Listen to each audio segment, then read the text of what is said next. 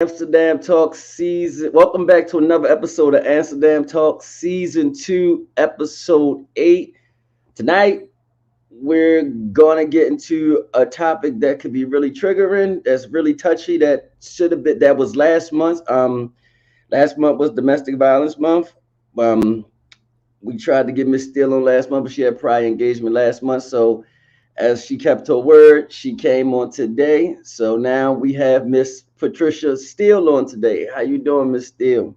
I am great, Rod. Thank you so kindly for having me. Oh, before we get into it, you got to tell us a little bit about yourself. Yes. Well, this month is Domestic Violence Awareness Month as well as Breast Cancer I Awareness thought it Month. was So, last month. yeah, no, we I celebrate. apologize. I celebrate all year, every day. But Okay. absolutely, we are giving just accolades to those who have been surviving and thriving. And a little bit about myself: I am a 11-year survivor of domestic violence.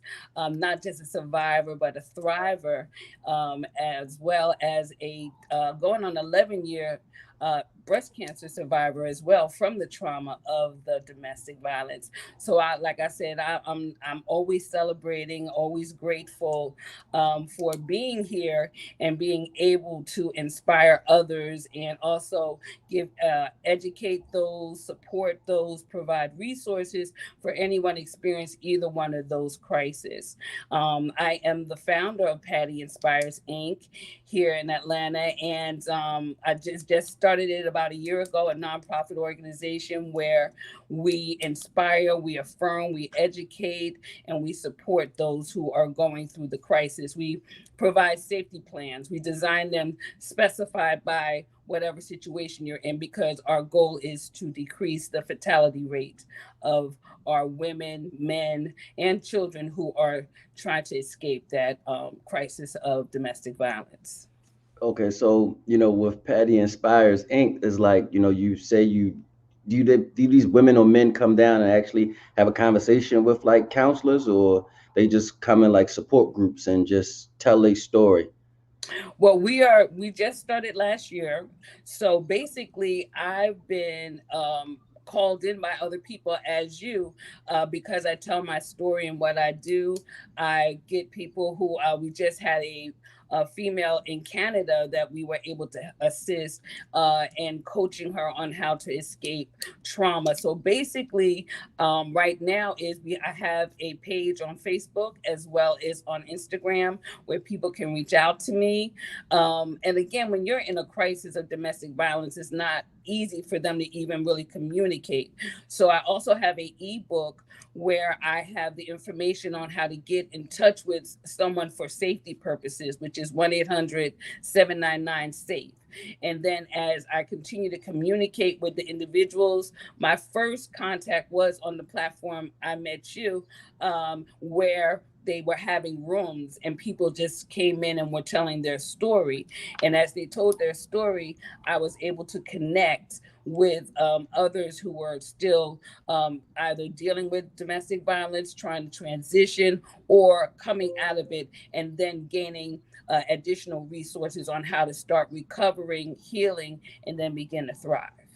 Okay. For those who know, we met on we met on Clubhouse. I was breezing through Clubhouse one night, and I just go pick up rooms and just say, "Hey, I want to see what's going on," because I feel like these topics are important for those who've been following this for the last 2 years. They know we bring the important topics on that people need to talk about, Absolutely. because you never know what somebody's going through, and this one show, this 1 hour could actually like, okay, this is what I need to do to get myself in a position better, just not dealing with DV or breast cancer. It could just be anything. You could just suck at dating. uh you could Absolutely. you could have problem parenting. You could, like one of the shows we're doing next month, like a caregiver. How do you care for a person that's mother, father, grandfather, grandmother that's sickly that you have to care for? um we've done shows about depression, suicidal thoughts, things like that.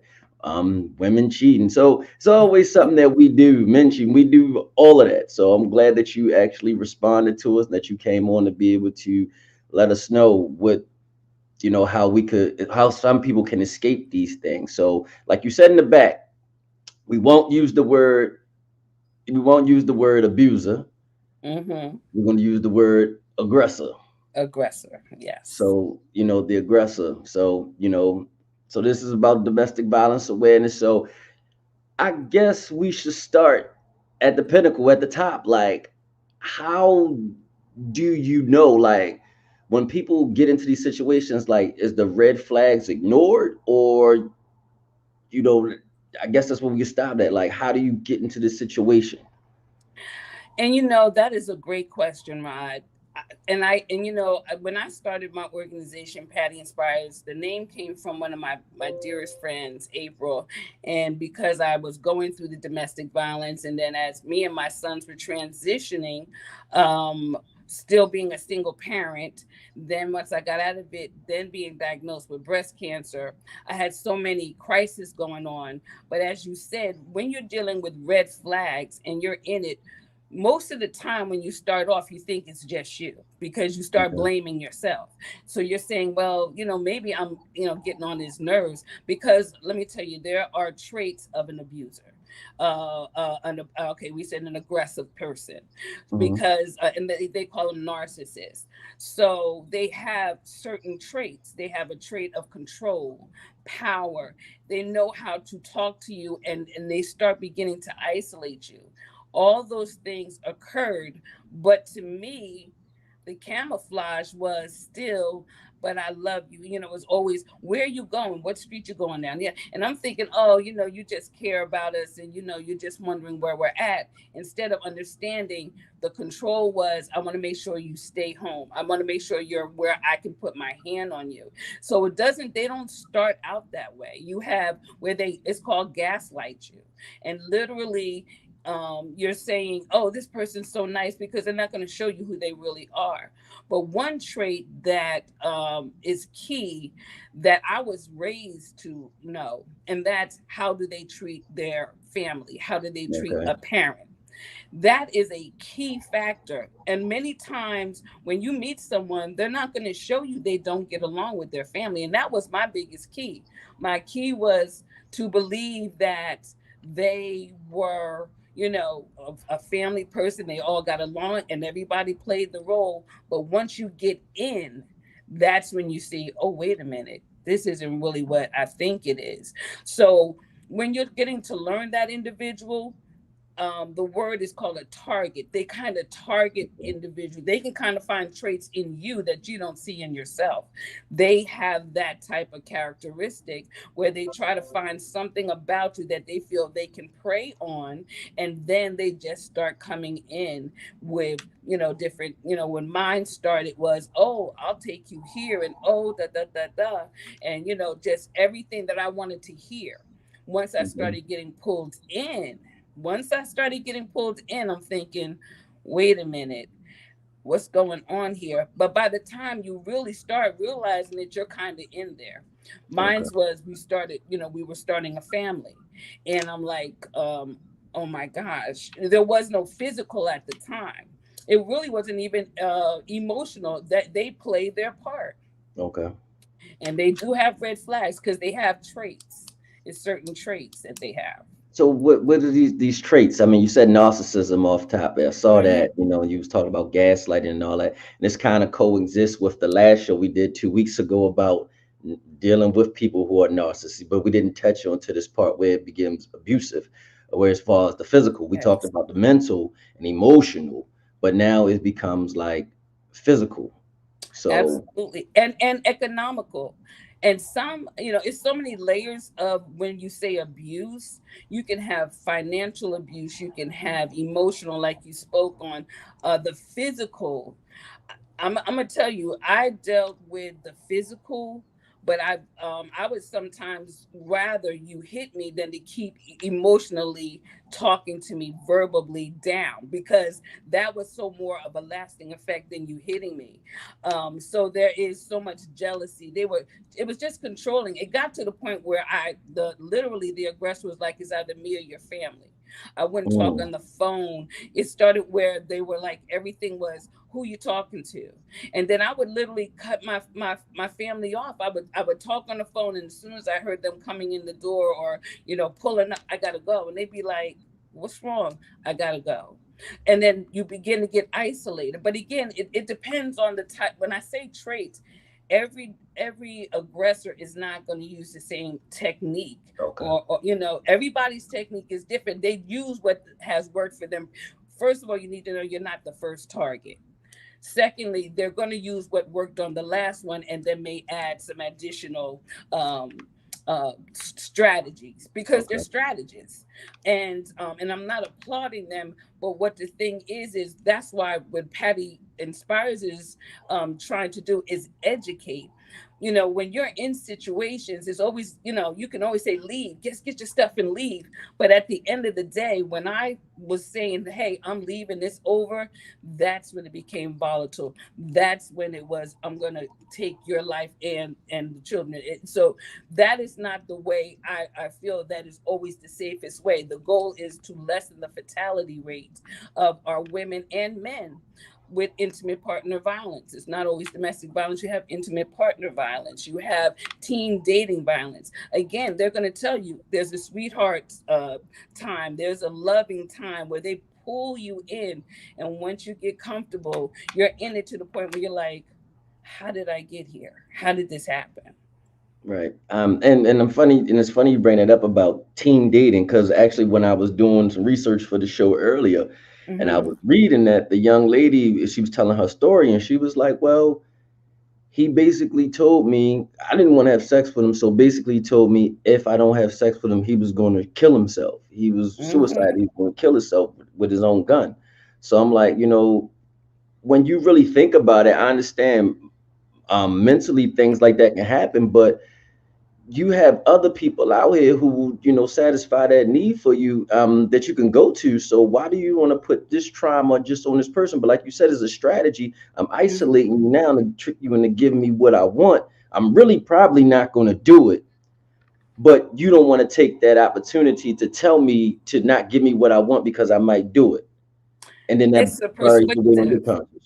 That's part of their persuasiveness, their charismatic behavior.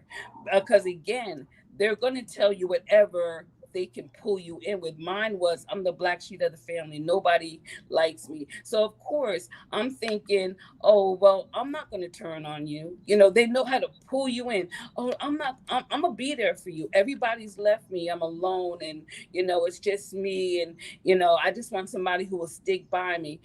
What another was, stay with me for 10 years and I'll never leave you. I mean, they literally use this strategy, and at the end of the day, when you're out of it, you're like, wow. And I think too, what they find is they look for strength in someone that's to break them down. I think they thrive off of that. They thrive off of just breaking down someone to the point where you don't have that same confidence of yourself. Because I was a very confident individual. I was in a management position on my job. I was in leadership. But man, when I came to myself, I was literally bleeding going to work. In my heart, I was so broken that I didn't Mhm. even know how to start getting myself together. And until I started being able to think a little clearer and start making action, meaning restraining orders and protecting me and my children. Okay. So basically, they're just leeching on to you to push Absolutely. themselves up, break you Absolutely. down for them to find strength from themselves. So you brought up the last piece about restraining orders and peace orders. Um, do they really work? A- Honestly, I had four. In the state I live in, well, I know in other states it all depends on how the law is, but in my state I had to get four for it to really penetrate that you have to stop. And it was kind of trying to keep, but I mean, my first restraining order, they came as if it was nothing. I had to literally push the law to get to serve them with it till I literally called and said, can you serve this, because they're still not getting it. And then it was served, and it still continued. But again, both parties have to, because again, when you're trying to escape that type of control, and that you have to literally make a really conscious decision that you want to get away from it.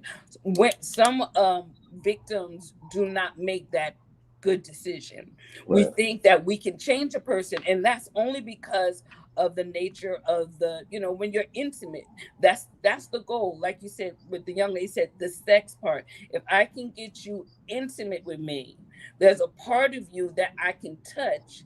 Once I'm intimate with you, I can charismatically charm you into, don't do what they say, I'm not going to hurt you, you don't need that paperwork, it's I'm going to be all right, we're going to be all right, when honestly it doesn't always end that way until they get help. You have to literally understand that they were like that before you met them, and you cannot change a person. They have to want to change. Right, right. I mean, because we have actual television programs. One of the shows I actually watch is Fatal Attraction. Yeah, Fatal Attraction. You have For My Man. You have Snap. You have all these shows that show these things of how jealousy and love and change it around and somebody's getting killed or certain situations like that. But you said you started a family. So like any of this Yes. happened while you were pregnant? My first child, it didn't happen during our first the first child. It did not actually start till after the child was born.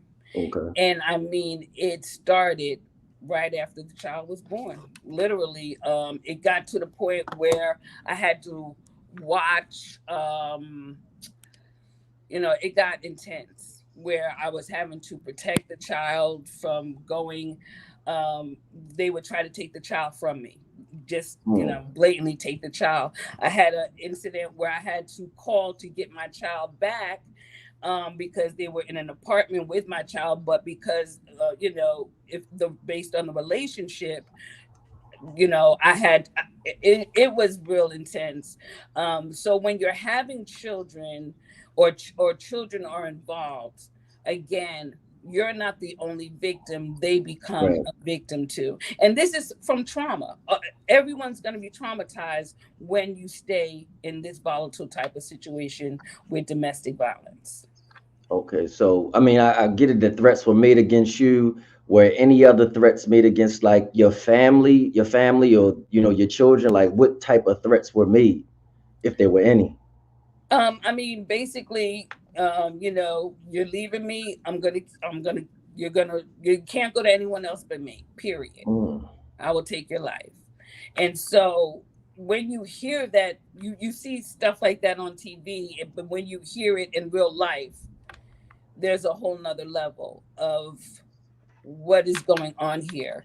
And we've experienced that several times. We've had many times where we've had to vacate the home and just stay in a hotel, or vacate and go into another state just to be safe.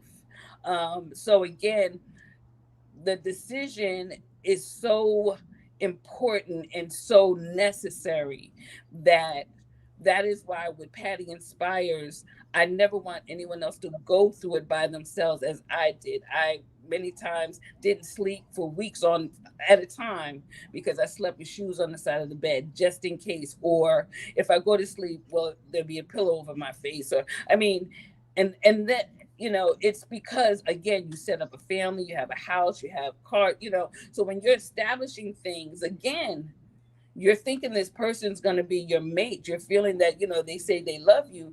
But one thing I learned is the difference between someone being your partner or your competition. And lots of times when you are dealing with an aggressor, they're mhm. not your mate or your partner, they are literally your competition Okay. because So of their characteristic. yeah, yeah, yeah. So their Hmm. characteristics makes them in competition. Well, so like I guess you said you were doing this, and so has like small things like maybe possibly you was making more money, or you got a raise, or something went right in your life and it's not going right in his life. And did any of those things happen where it's just as like spark things up for arguments? The biggest arguments were financial, or if I was like, I don't feel good today, I'm not going to, you better go to work. You know, I worked very good, have a very good career. And when they see that, you're kind of that security. um, in my situation, we had totally different type of careers, entrepreneur career, and then I had my job, Mhm. corporate environment. So yeah, that's a paycheck of money. And financial abuse is a level and a layer of abuse, and I'm still recovering. And it's been 10 years, Mm. still recovering, because you've established some things together. And I tell people that if I'm not careful, when someone comes at me financially and they don't fulfill it, or they come to me and try to kind of, like, I feel like they're taking from me, it gives me that same feeling of, you're trying to take from me to lower me, or to take away from me, versus to add, and to my life, because that's what they do. Financial abuse is very real. So, and there's a lot of men and women, depending on who, if it's what type of domestic situation, trying to recover from that as well. Gotcha. I got you. So, with Patty Inspires, and you speak like to these men and women that come in, like, do you like give them the opportunity, like, to, or you guys give them tools like evaluating the impact of domestic violence on like the young children in the family? Because I'm pretty sure some children actually witness this, they see it. Absolutely. My children did. Okay. So see, and that's a great point as well. That because my children experienced it, I had to. It was actually my oldest who said, "Mommy, someone will treat you better," because I was staying in it thinking that, I don't want them to think that I'm trying to break up the family or anything like that. But once they become of age, they kind of are seeing it for themselves. And he was vocal enough to say, "Mom," and he was pretty. My sons were really my strength. And so when you have children involved, the smallest one who's really the victim in this situation is the child, because they see that. Even now, my sons are in their 20s, and I speak to them about their relationships. I speak to them about therapy. You need that support. Let's talk about it. Are you having issues? Because there's a residue that's left on you once you are in this type of situation. Okay, so it does leave an effect on you witnessing it. But what's the chances of a child witnessing that and actually go that route as well when they become older? Like, they think it's okay. Absolutely. They think they're traumatized. Right. So, what happens with trauma, if it's presented constantly, they normalize it. So, to them, that's how you're supposed to treat someone. So, and I can only speak on me. Based on my experience, because I have two boys. So think Right. of what I was thinking, that I got to get them out of this. If I have to save them. And so that's why I say I constantly speak with them, see how they treat me, then I'll know how they'll treat in their relationship. And that was the thin line that moms don't understand. When your sons and your children see you allowing someone to abuse you, that level of respect goes down or it goes up. My sons, Lord, I'm blessed that they stuck by me through that situation, as well as going through breast cancer. So they were able to see, and as soon as I was diagnosed with breast cancer, my oldest son said, "It came from this, Mom. I know what it came from," because Okay. they saw what I went through. So there's a very thin line when you are accepting that type of behavior. And what we don't point out also is that aggressor is looking at you as well. Anytime you allow someone to treat you a certain way, we feel we're being loyal to them, but they're Mhm. looking at you like, is that what you value yourself? Because it comes to a value of yourself and a worth of yourself, because you're already broken. They've broken you down.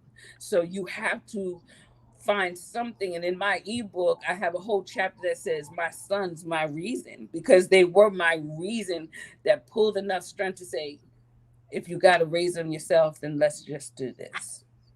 Got you. Got you on that as well. So there's a term that most know, battered woman syndrome. Yeah. So how do you like analyze the concept of battered woman syndrome in the context of domestic violence? A battered women syndrome, and again, it's so true because once you've experienced that type of a level of, again, battered, Hmm. because again there's all types of levels of abuse. Financial, some people were only emotionally abused, Right. spoken to, but when you deal with battered, I had got to the point, and even now I don't sleep in a room with a with a closed door. Okay. I don't watch certain movies. I love the movie enough, but I can't watch it because it triggers. You have certain That's with triggers, Jennifer even. Lopez, right? Yes. Okay. And I love the movie, but I can't watch it because it triggers that Right. mind. It triggers even in new relationships. You have that syndrome that you feel this person's going to do me this way again, and you have. That is why Patty Inspires. Our goal is to reaffirm who we are. Let every individual know you were brave enough to come out of this. It took courage. You are beautiful. You deserve better. And use a lot of affirmation, because when you are battered and abused, you go silent. And I Right. was silent. I did not use my voice. And I was a very outgoing person. I was the class clown. I sang in every choir, but I found myself alone and silent. And you've been battered and your voice has been taken. Literally, I would be sitting in church bleeding, just hurting. I couldn't even open my mouth to say, help me. And it seemed like people were just passing me. So when you say a battered woman syndrome, you would even find it in how someone talks to you. And they don't even have to be a partner, but just how someone aggressively comes at you, you immediately like, wait, you're talking to me a certain way. I even tell my son sometimes, wait, watch how you talk Like the now. tone. Don't, because you're giving me flashbacks. But that's why you're called a thriver. And that's why I say when any of the victims are experiencing this, I want them to know there's another side. You're not just a survivor. You begin to thrive. You begin to overcome certain things, but you also are always in a thriving mode, because like I say, I know what my points are, my triggers, and they're called triggers because I know, I better not do that. I don't need to talk to that person. um and learn how to sever certain relationships and love yourself. You learn to cover yourself, protect your heart and your mind. Oh, okay. Let answer this. These are fish on my shirt. Leave me alone. That's what I'm trying to They do. want There was fish on my shirt. Uh, I forgot where I was at. Okay, so we talked about battered woman syndrome. So where's next? What I want to go with this? So you have this battered woman syndrome, and we switch it over to men for a second because a lot of men won't talk about it, because that makes you look weak in society, that you actually letting your partner, whether it's a woman, I mean, especially if it's a woman, beat you up or do whatever, she's doing to you. So I know what happens in that. And in the gay community, Mm-hmm. does this happen as well? Absolutely. I'm glad. Another great point. I just had a we call it boots on the ground experience with a same sex intimate partner violence. And what I got out of it, I started seeing signs, and I was saying to the individuals, you might want to separate, because once blows start coming, and especially when you have two dominant spirits, it can intensify.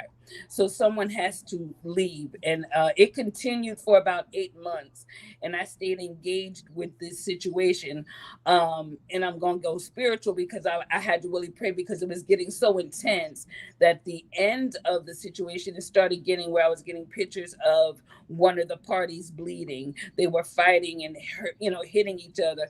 And one thing that came to me was when I was seeing this, I was like, oh my God, is this what I did to my family when I was going through? Because when you're getting, um, uh, treated or battered, you will find someone you can trust to tell. But then once you don't leave, they start getting tired and don't want to be around it no more. They're like, well, why haven't you left? Why are you staying in it? And then you find yourself kind of alone in this situation. That's kind of what I was dealing with the same sex violence situation. And it just kept getting more intense. They would calm down a little until police became, got involved. And the last part of it was someone was arrested and charged for actually a weapon came into it. So, when we see the signs, Mm-hmm. even with same sex, the one party was saying they need me, they can't do without, they need my help. And then the other party saying, well, I'm helping, but you need to do what I'm telling you. It still ends up with control.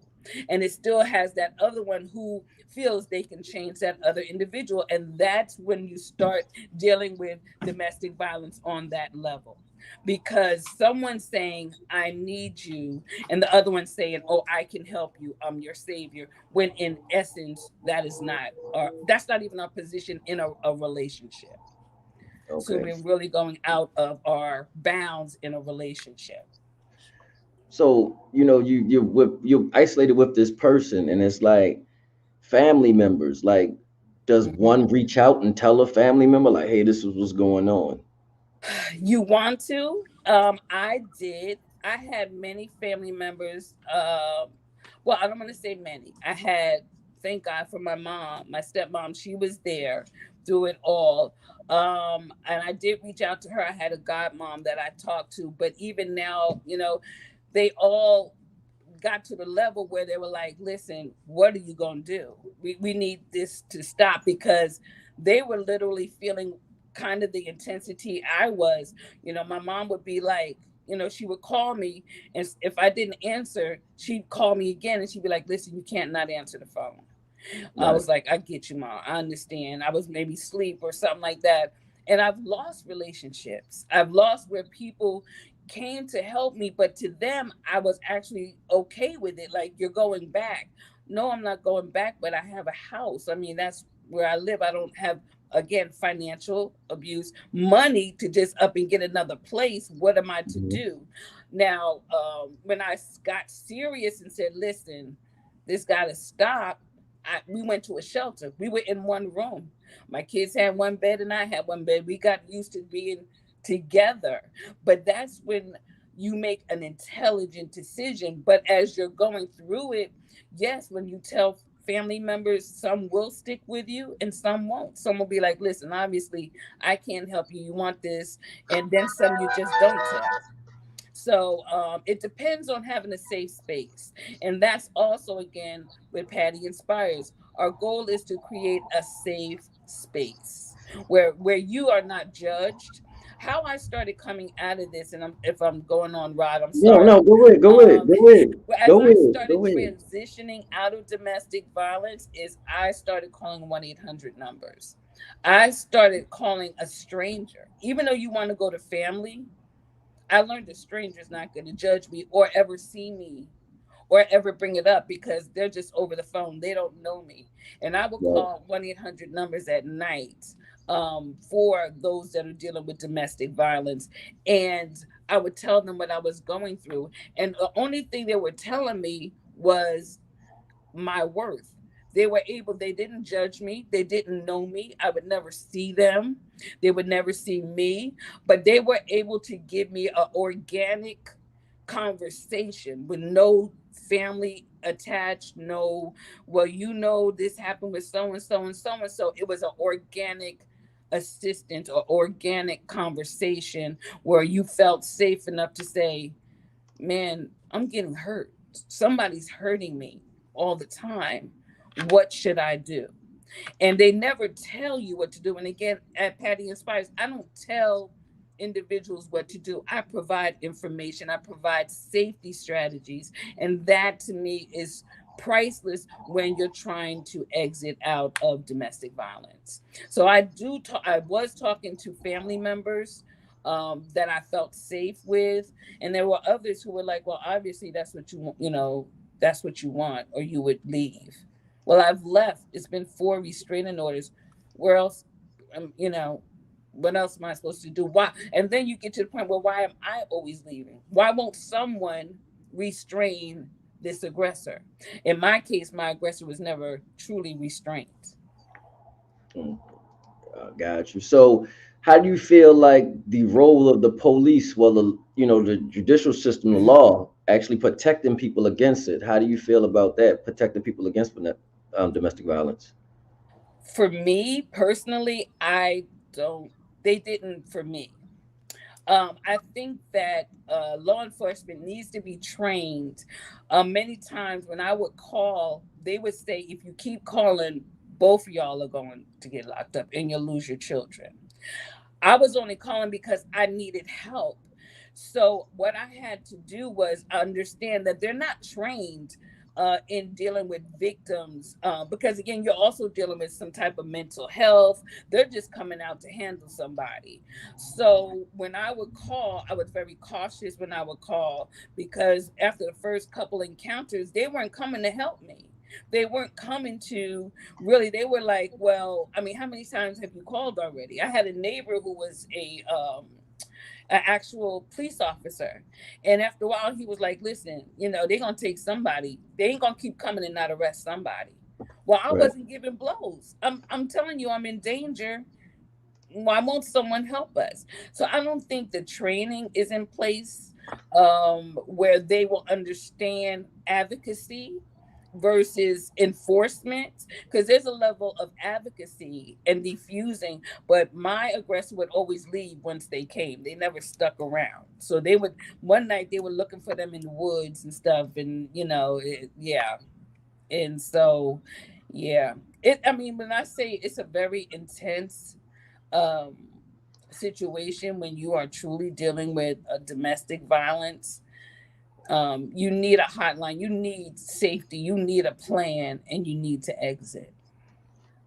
All right, so I really know that this doesn't have any race, color, or creed in it, domestic violence. But when you think of like the racial and ethnic background on it, like what's the numbers look like? Is it more of, African Americans, Caucasian males, or other minorities that like have high numbers with this? Like what you see through Patti Inspires. And that's a great question too. Our statistics is normally, what we're looking at is those who are at a certain level, urban level. Hmm. Again, when you're dealing with domestic violence, it doesn't have anything to do. We've had calls from people who are wives of men who make a lot of money and, prestigious. You would never think that they deal with situations like this. Again, they call in on a hotline. A lot of the numbers, if you really went by numbers, a lot of people do not give out a lot of information when you're dealing with domestic violence. They're just really wanting to talk to someone. There is a high rate in the Black community because in the Black community, we've literally normalized trauma because we've been in trauma for so long. We've always felt a level of trauma, and it becomes normalized that, well, he just tripping today, or maybe I just didn't clean up and he had an attitude, because we feel that our level of trauma is so accepting to certain behaviors. So, where we would say, you don't deserve that. Well, maybe I did something wrong. Maybe it's something I could have said differently. Now, it's really no different than any other household, any other creed, and a lot of it also is the culture of individuals, their belief system. I had to tweak my belief system. I was raised in church. I believe, pray for him, he gonna get better. That's really a lot of why I stayed. Well, I'm praying. He hasn't gotten better. Well, what? And But then I'm did, thinking something's wrong with my prayers. yeah, but did you ever So question yourself and say, God, why me? absolutely. I'm thinking, wait, Lord, I know you didn't. I know this is not what you designed for me. However, you still look at yourself because, again, remember, their goal is to break you down. I was already broken. So lots of times when you're in a broken situation, your thought process isn't even clear. I was so broken sometimes I didn't even want to wake up. I didn't want to see the sunlight. It was just so broken. So a lot of times you're blaming yourself. I'm like, well, maybe I didn't pray enough. Let me get in the prayer line again. Pray for. And I had to tweak my belief system. Now, if my belief system was a little different, absolutely, I cannot see me going through those certain situations. I absolutely don't. But a lot of what I was taught was, oh, just pray for him. He gonna be all right. God gonna change. He didn't, because it's a personal decision. And so I had to start forgiving myself. And that's a big piece of it as well. When you're in something like that, you have to forgive yourself for making certain choices and move on and begin to recover.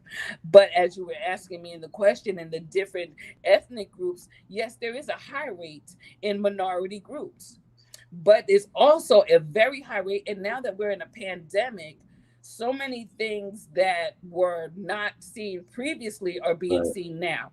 The high level of calls coming from all groups, including non-minority, is escalating. And this is why now it's not considered just a crisis with domestic violence, it's considered an epidemic. Mhm. I have Okay. a nurse that I'm associated with, and she has an organization for domestic violence.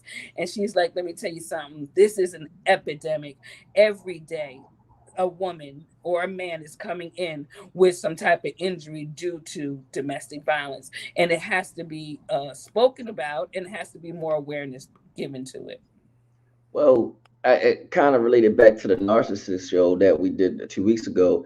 The pandemic put us in situations. It was always you were passing by. He was going to work, you were coming in. You were Yes. going to work, he was coming in. Now, for the last 19, 20 months, however many months we've been in it, well, let's take it back to 2020, basically, because you can do a little bit more now. But 2020 in itself, you were confined in the house with this person, and you really didn't know who you were with because y'all were just passing by. It was like we work, we come home, we eat, we sleep, and then we get up and repeat the cycle, and that's it. So now being come to a house with somebody for 24, especially the first 6 months, Yes. things just go out of control. So I guess what the nurse is saying, yes, it's an epidemic because now you're seeing it now because you don't know your partner. You You sure don't. You are realizing that, is this the person I really thought you I think that you had to deal with what's really going on. We've had to really become more aware of what's really going on, and the relationships are not as solid as we thought. With a person, you're able to see the true character of the individual at this point. So statistically, I think in on an average, nearly 20 people per minute are physically abused and or intimate partner relationships in the United States. And that is huge. That is huge. And it only intensifies the more that we are in a crisis. And I'm going to tell you, crisis brings out who people really are. A storm brings out who people really are, the true you, how you are able to manage your level of trauma. At this rate, everyone's traumatized. We've all had a level of trauma, but how do you handle it? And a lot of people are aggressive and making aggressive moves, harming each other from things that they're feeling, and they don't know how to manage their different feelings. And a lot of it's mental health. We have to address things that we never had to address before. And this is what we're coming to, because every 20 minutes someone's being abused, and it's a lot of times it's fatal. And that's what with Patti Inspires, we want to lessen that. We want to create, once you see that there's a pattern. I had one of the young ladies who was calling in for us. She was in the closet, and her aggressor was right there, but she was calling us from in the closet and saying and whispering, I'm trying to get out. And we're saying, but are you safe? Because you have to be smart and strategic. We did not want to cause her any additional harm if the aggressor knew she was even trying to come out of it or getting help. So and this was a non-minority group individual. So it's happening everywhere, and they're having to be honest Right. and say, I'm getting hurt. I need to get out. And It we are getting a lot more calls, because it's just a reality that these things are happening. so if I have an abuser right here, are there any like code words I can use to notify y'all like this something I can say that notify y'all like I'm really in danger, but the abuser doesn't know, but these are the code Mhm. words we use. Absolutely. And you don't even have to say a lot of words. It could be your breathing will tell us. When this individual was calling, I knew she was not in a safe space. So she was like, hi, it's a tone, it's a way they speak, and even a code word of, I'm someone is hurting me. They don't want, and they, a lot of them will protect the aggressor. They don't want to say anything outwardly, so they'll say, I'm trying to find a way for me and my children to move out the house or something like that. And when the more she was talking, the more I was getting concerned, because as I said to her, are you safe? Where are you at, and where is the aggressor? And that's why it's challenging, because as I stated, I have an ebook, which is a PDF that's a download, so that women can, or whoever is a victim, can start planning on their phone or their device, a safer way than something that's like a hard copy or a book or a workbook, where they can start understanding these are the numbers you need to call. They need, you can tell that something's going on. You need a safe person that you can hit one digit or a code word. And that's what I had with my children, a code word. I would say to them, banana split. That means start heading to the door. You Okay. need to practice those safety strategies so you can hear in the voice of a victim, normally how the level of intensity that they might be experiencing. Okay. Where can we download this PDF from so they can put it up on the screen? Okay, for my ebook, the PDF is, and let me give you that. It's on payhip.com. Okay. It's a book, ebook that I have. Okay. And it is a purchased item, but with Patti Inspires, if someone is in need of it, we can definitely get that to them without, purchasing, because again, you're dealing with financial situations. One of the things that we're trying to implement with Patty Inspires is also getting gas cards to those who are trying to escape, who don't even have the money, but they're ready to leave the situation. But I can give you the website where they can purchase the ebook. But if they're not able to and they contact you, we'd be more than happy to get that link to them free, so that they can start reading on different strategies. I give 5 tactics, just the 5 tactics to start transitioning from the abuse to a So what's one healing of the place. tactics? Give us one of them. Okay, well, the first your first tactic is getting a support. You have to get a safe person that you trust, and that's the first thing. Because then once you get that first safe contact, and it can Hmm. be a neighbor, where you have an extra set of keys for your car, because you can't go out the door if you're trying to escape an aggressor with the keys in your hand. You have Right. that safe person, also someone that your children trust, that you can give that code word to and say banana split. They know, start heading over to the neighbor.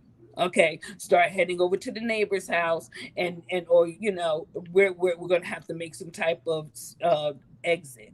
So one of the tactics I always say is find that safe person. If you can't, you have to find that 1-800 number, 1-800-799 safe. You have to start with making a contact of safety. Okay. And the Okay. code word, I believe in that code word even between family members, because you want that code word where I could just call, my mom and say, you know, you know, believe me, and hang up. Or outside, that means, mom, is something going on. I need you to help me. Call the neighbor, call someone. there is an escalation going on. So a Okay. safety plan is so important. You have to collaborate with trusted friends. And again, they don't have to be family members. They can even be a party in the transitional. I went through a transitional center and met the most beautiful people I'm still connected with, who were not family members. I never knew them, but they were trusted, and I felt safe. And that's the most important piece when you're exiting out of a situation. Got you. Um so as far as like what's the role that the media, creating awareness like in this whole domestic violence thing? Like are the media doing a good job by creating awareness to it? Um, I think they deal with it on certain levels of who it's impacting.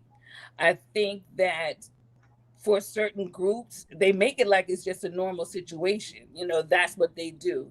They deal with domestic violence, they harm each other. And then some groups, they make like, well, she didn't know what was going on and he hurt her and she wasn't sure. Domestic violence is hitting everyone. There is no such thing as isolation from it. It's hitting all ages. I have some people who are older, individuals who are being harmed by their partner. And so now, like you said, we are dealing with something that is so needful, that media has to allow us to speak and to speak our truth, and also react to it and get action going. Not only in law enforcement, they need to be trained, but also creating the awareness that there's an exit plan that has to be put in place in order for these fatalities to lessen, because it's the fatality rate is over 56.8%, and that is not what we want. Oh, that's high. 56.8%. That is Yeah, high. it's especially during now. It's escalated since the pandemic.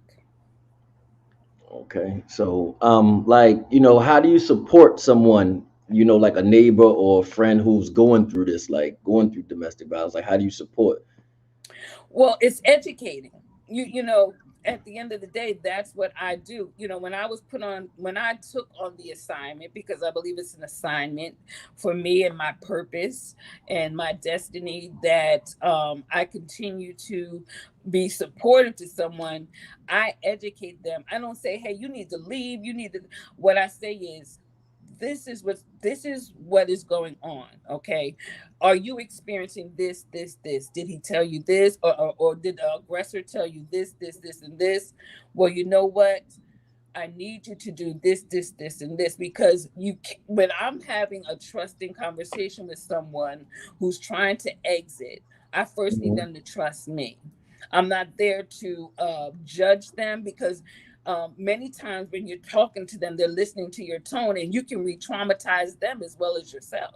So you Right. have to know how to talk about even when I talk about my experience, if I get too intense about it, I can re-traumatize myself. So I don't always go with, this is what happened to me, and go on and on and on. But I educate them with, do you know statistically that you can come out of this with a safety plan, with 5 strategies, that you don't have to live where every time you go in the house, you don't know if they're going to hit you. You don't know if you get in the car, they're going to choke you. You don't have to live that way. You can start evolving into a healthy relationship. So I talk to them, because you've already been battered, you've already been talked down to, but you have to increase that level of trust and give them that confidence of safety, and also let them see who you are.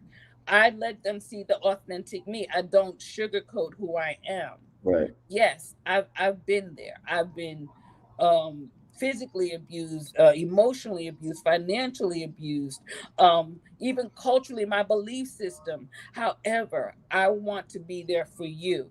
But again, when you're coming out of this, the individual coming out of it has to make that decision, because many stay because they either feel obligated or loyal to that individual, or they feel there's no way out, or they just don't have a safety plan. They don't have, I know of a couple instances where they just said, listen, I'm leaving you. I don't want to be with you anymore. And that was when fatalities began to occur. So, do these individuals, these aggressors, do they ever change their point in life in any point without rehabilitation, like going to jail or anything like that? They just wake up one morning and say, "I can't be doing this." If they have a strong tribe, if they have people around them, again, I am a believer of who you're around and the language. I can talk to someone and know if they even want to come out of a relationship Right. because their language will tell me if they're saying, well, they're going to, he just was mad. I can tell by language. And also with an individual who's an aggressor, they've been, most people who hurt you have been hurt already themselves. And they need to first accept and say that they've been hurt and get a trusting source and get help, mental support, trauma support, because again, they're only going to continue to go from individual to individual, and you won't be the last individual. They will continue, and we call them targets. They will continue to find a target to, and that's how they thrive. That's what they do. Now some may change, but it's characteristics, it's traits. Okay. I got lost in my train of thought what I was getting ready to say because I was, like I said, I was doing research for the show and I ran across a story earlier. A lady said she was shot 9 times. She was paralyzed, but she said she Hmm. doesn't care about being a paraplegic anymore. She was just happy that she was away from that situation. You know, Absolutely. she was shot Absolutely. 9 times. And I bet it was also when she was trying to exit, when she was trying to leave and say, listen, you know what? And when I said it, I was very calm. You know what? I don't think this is gonna work. Let's just go. And it was explosive. It was explosive. That day I really was close to losing my life. Mm, And so and again, my sons were there, and so I knew that this could not continue. This right. could not continue. So you will hear in someone's language if they want to escape from that, because it is literally an exit that must be taken strategically to ensure that there is no fatalities or no harm caused to you. Oh, that's a good one right there. Someone just said if you abuse someone who commits suicide, you can be charged with murder.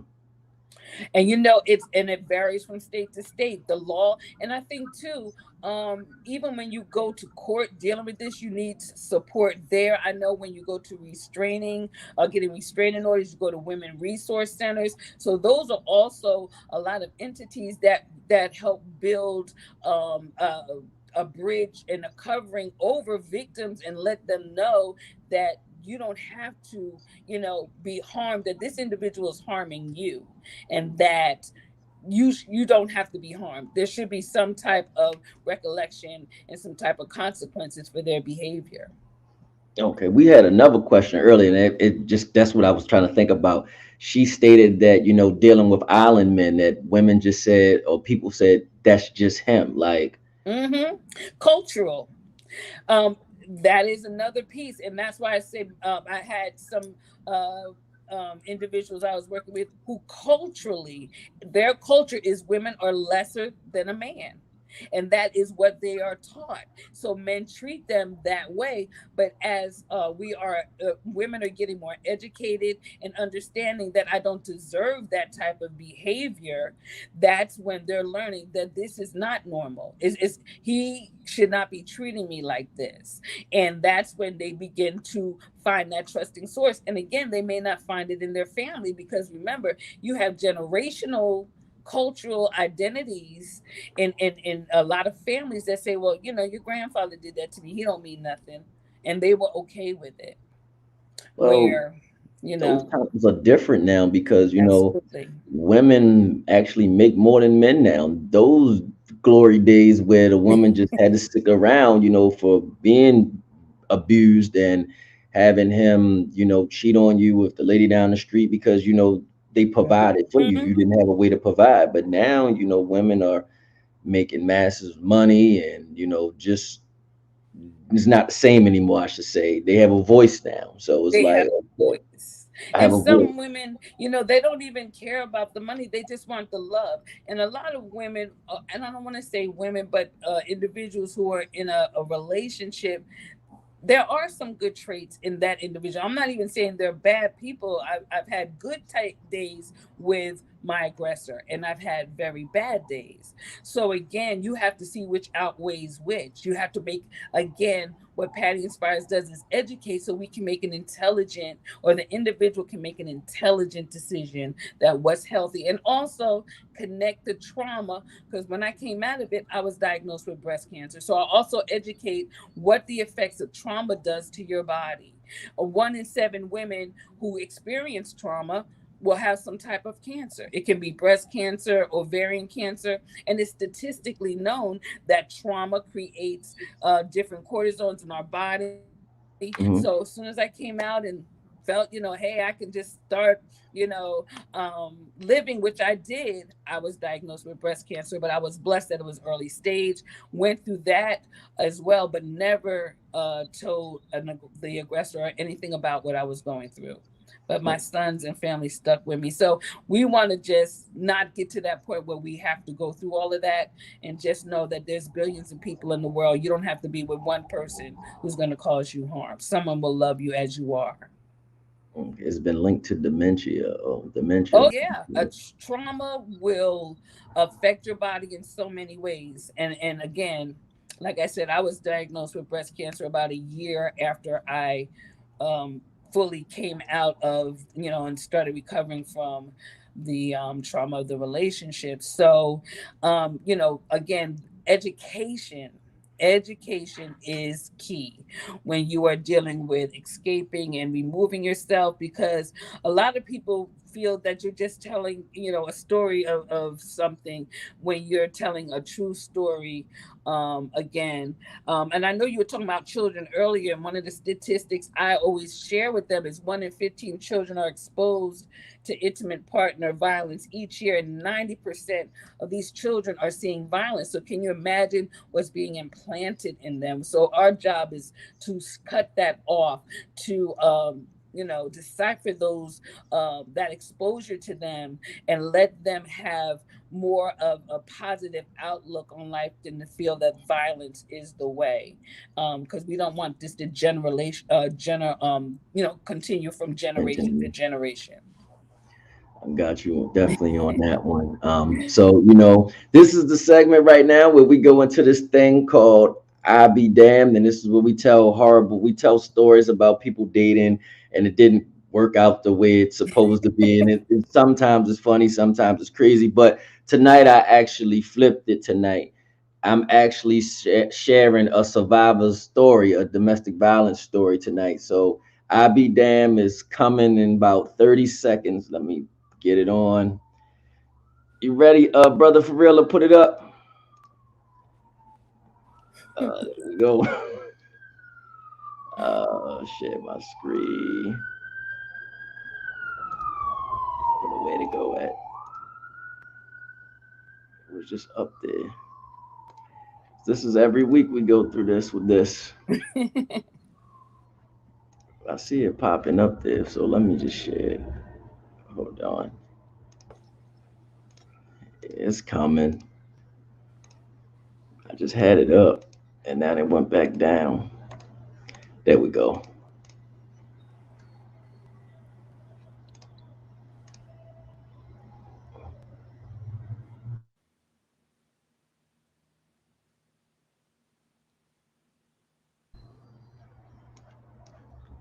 We kind of switched it up. There we go. When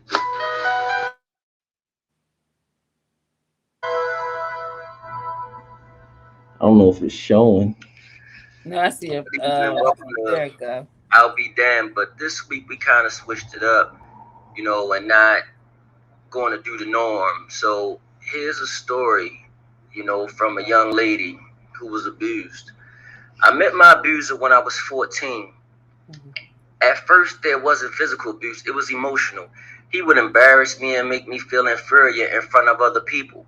It went from verbal to physical real fast. When I was 7 months pregnant, he beat me until I was on the floor, curled in a ball.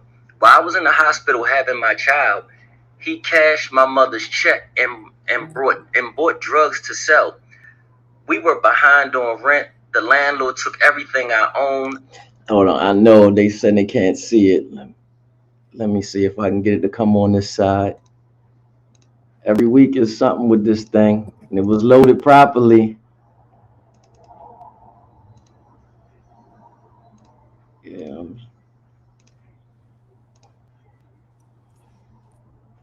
Oh, oh Lord, this. Well, it's loaded, but I can't really get to it again. Let me see. Share screen. Hold on. Oh, now you say it's fine after I done played half of it. Yeah, I can hear it. Yeah, I'm trying to see why, because it came down last week, but this week I'm saying video file and it's not coming down, but it's in here. It's in the tool. There we go.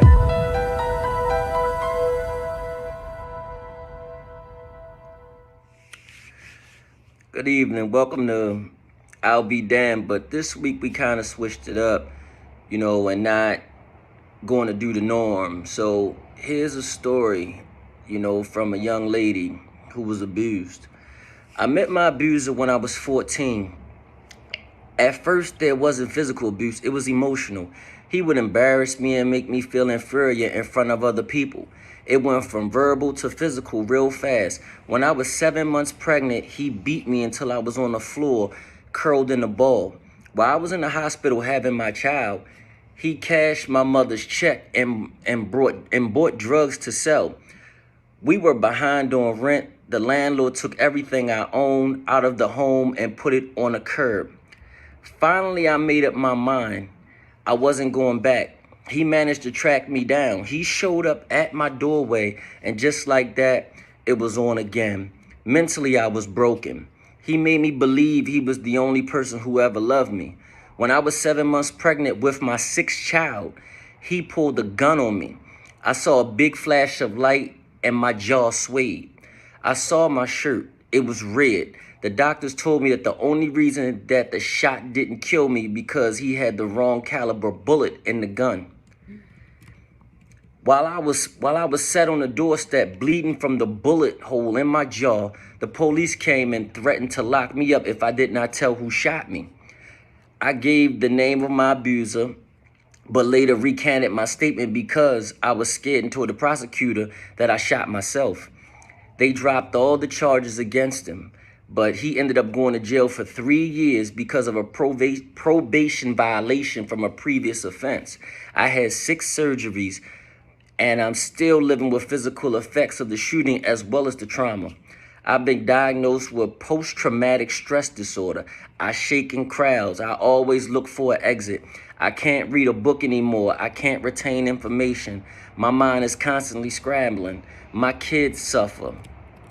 Despite everything that happened, I'm determined to raise awareness about domestic violence. I posted a video on Facebook. I was crying, but I wanted to tell people what I've been through. I didn't realize how many people had watched it, but the doors started to open. I do a lot of public speaking and even have been asked to work on a play about my story. It's important for women in a situation to hear from one who understands. A lot of people might say you're stupid, you should have stayed gone. They don't understand the hold an abuser has on a victim. See y'all next week.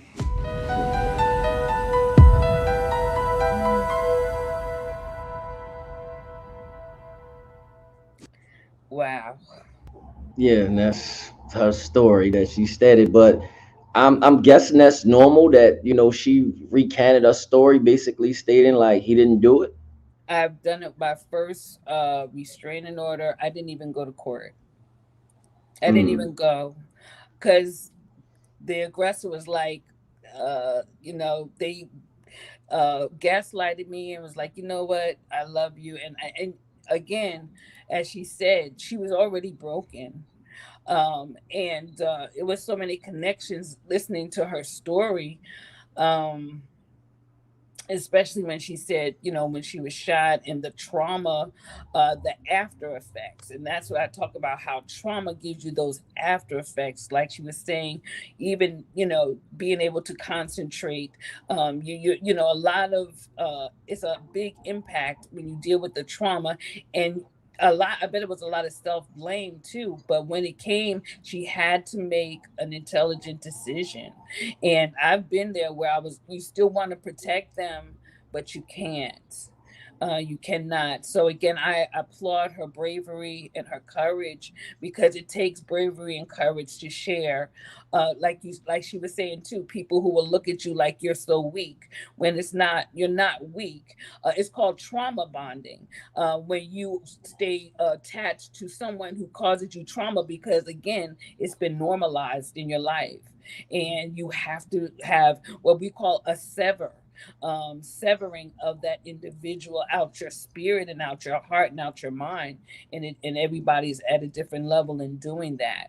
So I applaud her for just being courageous and sharing her story, because it takes courage, so much. And that's again what I do, with Patti Inspires. I reaffirm any victim that you are courageous and brave, and speak back into them, and because they're broken, and that there's some wholeness in you if you reach deep, because I've been there. I have absolutely been there. So again, I applaud her. I'm just glad I didn't deal with a gun. And like she said, when the police came, I told you, they told me somebody's going to go to jail.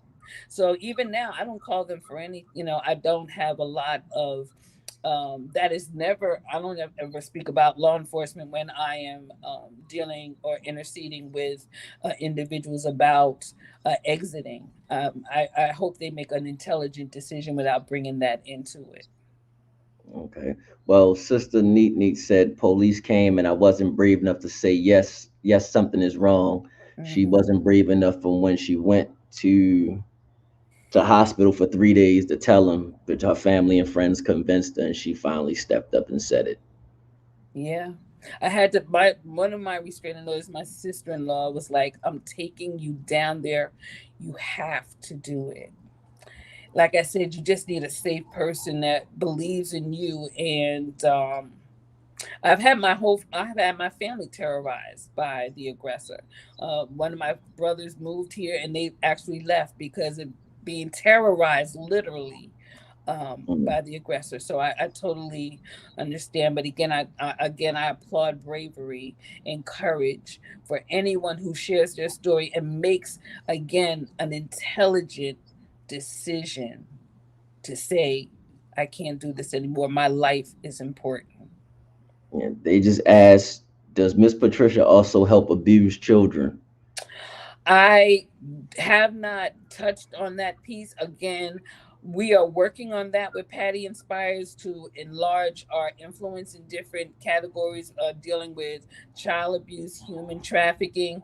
I do have agencies, if they do contact Patty Inspires, that will connect them to agencies that do. The Lifehouse Project is an organization that, I'll be doing triage management for individuals who are coming in, who want to start transitioning from abuse to recovery. And what we do is we try to house those individuals and get them, healthy mentally, physically, and, start aiding them on getting back on their feet. So we are trying to enlarge that, but I do have resources that will, we can provide for anyone who's dealing with, children who are being abused. We have an 800 number that we can offer as well for that as well. Okay. Well, thank you for coming, Miss Patricia. It's been a whole hour. I We've been know. past the hour. I always say an hour, but people need to be inspired. I mean, put awareness to it, so we go a little further than this. But where can they reach you if somebody's watching and actually having this issue? Where can they reach you at? Well, I'm on Instagram under Patty Inspires Inc. You can always DM me there. And it also gives a phone number for you to contact and reach out. Also, I'm on Facebook. You can find Patti Inspires Inc. there as well. You can always send me a message, and I will contact you. It gives the information for my organization there. And also, please look into getting the ebook. If someone doesn't have, I think it's like $9, but if you don't have it, please contact me and say, hey, I need that download, because again, it's all about saving lives, inspiring, and us all transitioning to a healthy and thriving place in our lives. You can do it. You're courageous, and I believe in you. So I'm here. That's my mission. That's my passion, and that's my purpose.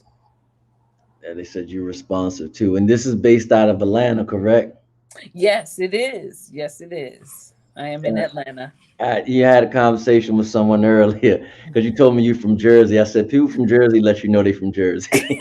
I sure do, because I want you to know about the food thing. I'm missing my food. Yes, Yes, yes. I she's am a from Jersey New girl. Jersey. You from North or South? Central Jersey, Oh, more towards Greenbrook, Union, 20 Route you 22 yeah, in the oh, middle. 22. Yeah, Trenton, all Yes, that around there. Okay, Garden State Parkway. yes. Anywhere that got a diner, I live all up in there. So I know this is off topic. So I went to Jersey 2 weeks ago, and I was basically cussed out because I went to the diner and ordered mozzarella sticks. I didn't order Rod, breakfast food. don't tell nobody that. Cause see, I would have said you gotta fax me a pastrami on rye with some golden mustard. You For don't get sure. mozzarella stick. You go to White Castle for that. And I don't want to bring up White Castle either, because that's another thing that I'm totally missing in my life down here. But yeah. Well, you have you said Stop it. pastrami on white with golden mustard On rye bread. Has to on be rye rye bread. bread. Yes. Pastrami with golden mustard on rye bread. But you in Atlanta, so you have like the slutty vegan. You have things of that nature down there. They not doing pastrami, Rod. They're not doing Let me have my diner food. As soon as I get home to Jersey, I'm at Newark Airport, and I'm telling my mom and them, I will see y'all in about an hour and a half, because between White Castle, the diner, and going to Jimmy Buff's, that's about it. And then I'm ready to see family. So, gotta get the food on. Gotta get the food on. Someone from Atlanta just said we have crystals and they suck. I know, putting mustard. Don't get me started, y'all. Who puts a mustard? I ain't gonna start, because I be looking at that burger. Don't put no mustard on that thing. You better give me some ketchup. So yeah. Mm, So they feel my pain. Thank you. yeah. So I remember next time I go to the diner, pastrami and golden mustard on On rye rye bread. bread. Yes, it's called a Reuben. Say I'm eating this for Patty. I'm getting this Reuben and I'm getting it in. So yes, please do that for me, Rod. I definitely will. I definitely will. But thank you for coming on. I appreciate you guys. Multiple bountiful blessings to you. You're And doing great things. thank you. And we just want to be, slutty vegan is vegan, Rod. I know what it is. I know when he said, thank you, sis, because when he said slutty vegan, I was like, they are not going to give me no pastrami. It's all Um, right, Rod. but yeah, thank you. We bless you for continuing your mission out here for those of all races and genders that are being abused. So Yes, definitely thank you for coming on and sharing with us. Like I said, I never know what somebody saw today that might inspire them. They may DM you, they may call you, or they may have yes. got away from their abuser tonight to say, "Hey, I gotta be free. I gotta go." Yes, please do it. And again, if you can, go to PayHip. My ebook is there called "Escaping the Wounds," and just download that PDF and send it to a friend. Even if you're not experiencing it, someone is being touched that someone knows with some type of abuse, because we're all dealing with trauma. And give that to them so we can continue to save more lives. I appreciate you so much for the platform. Thank you. Anytime, anytime. All right, Anytime you want to come guys. back, I feel like a breast cancer show should be done. So if that's Yes. coming, I'll I reach out. Yes, reach out. I'm speaking on Sunday at one of my friends' churches on breast cancer. And again, I went through that. And again, my sons were champions right along with me. So, hey, I'm here to speak, use my voice, create awareness. So, think of me if you want to, chop it up with that. I'm Oh, always here. all right. So we definitely gonna talk about that. And we'll Yes. we'll find a date and we can bring it on and we go from there. Absolutely, absolutely. I'm excited already. Thank you. No, thank you for coming. For my guest, Miss Patricia Steele, myself, this has been Amsterdam Talk this week. I will see you next week on the 27th. All With right. I don't even Thank know what I'm you. doing next week. I'll be back next week with another episode of I Be Damned um and some more stuff, more antics next week. That's Thank good, you. Fa. Good night, Good night, everybody. everybody. Thank you. Thank you.